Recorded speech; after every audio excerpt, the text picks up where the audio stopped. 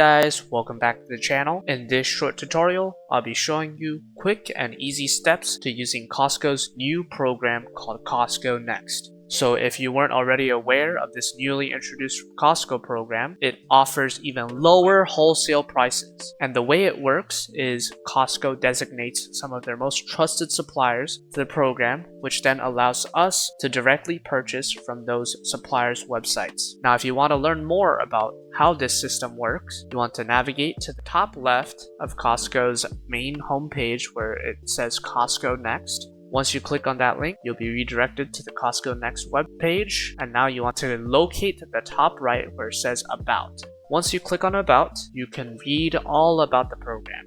And once you read all about the program and want to learn how to actually use the program, simply navigate back to the top left where it says Costco Wholesale Next. And here we'll be presented to the Costco Next homepage.